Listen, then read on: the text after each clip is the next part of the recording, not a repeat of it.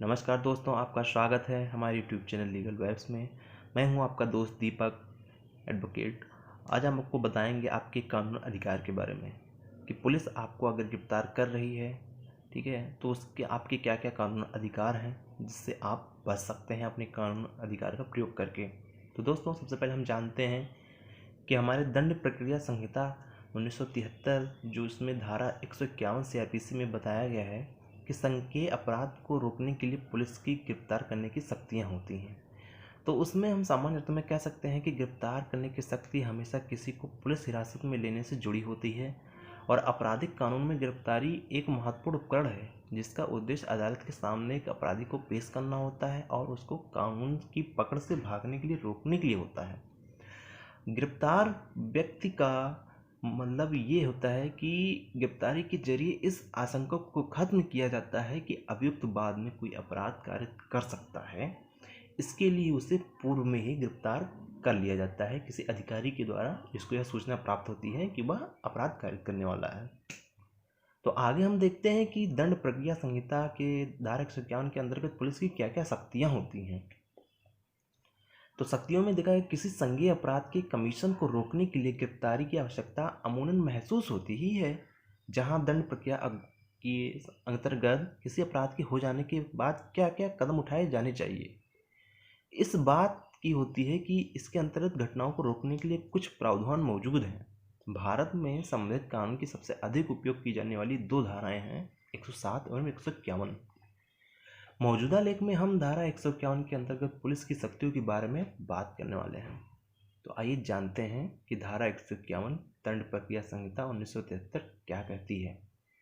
तो धारा 151 की धारा 1 में बताया गया है कि कोई पुलिस अधिकारी जिसे किसी संज्ञेय अपराध करने की परिकल्पना या पूर्व में पता चलता है, तो परिकल्पना करने वाले व्यक्ति को मजिस्ट्रेट के आदेशों के बिना एवं वारंट के बिना उस दशा में गिरफ्तार किया जा सकता है जिससे ऐसे अधिकारी को प्रतीत होता है कि उस अपराध का किया जाना अन्यथा रोका नहीं जा सकता है अगर उसकी गिरफ्तारी नहीं की गई। तो इसमें धारा 151 की धारा उपधारा 1 में अधीन गिरफ्तार किए गए व्यक्ति को उसकी गिरफ्तारी के समय 24 घंटे से ज़्यादा समय तक उसे निरुद्ध नहीं किया जा सकता है। अगर ऐसा किया जाता है तो यह उसके मौलिक अधिकारों का हनन होता है।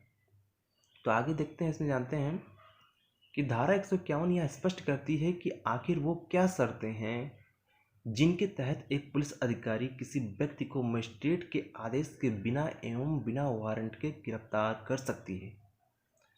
तो गौरतलब है कि इस धारा के अंतर्गत गिरफ्तारी केवल तभी कर सकता है पुलिस अधिकारी जब उससे किसी संज्ञेय अपराध करने की परिकल्पना का पता चलता है। ऐसी शक्ति के प्रयोग के लिए एक और शर्त यह भी है कि गिरफ्तारी केवल तभी की जानी चाहिए जब संबंधित पुलिस अधिकारी को यह प्रतीत होता है कि अपराध का किया जाना अन्यथा रोका नहीं जा सकता है, रोका जाना असंभव है, अर्थात बिना व्यक्ति को गिरफ्तार किए अपराध का कारित होना रोका नहीं जा सकता है।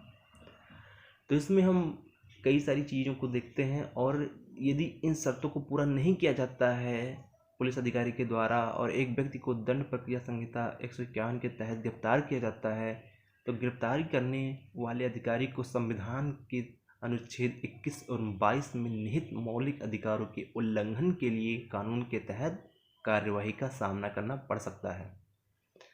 ऐसा एक केस है कि राजेंद्र सिंह पठानिया बनाम स्टेट ऑफ NCT दिल्ली एवं अन्य 2011-13 SCC 3291 में बताया गया है कि मौलिक अधिकारों का हनन हुआ था अपराधियों का, इससे पुलिस अधिकारी को सामना करना पड़ा था।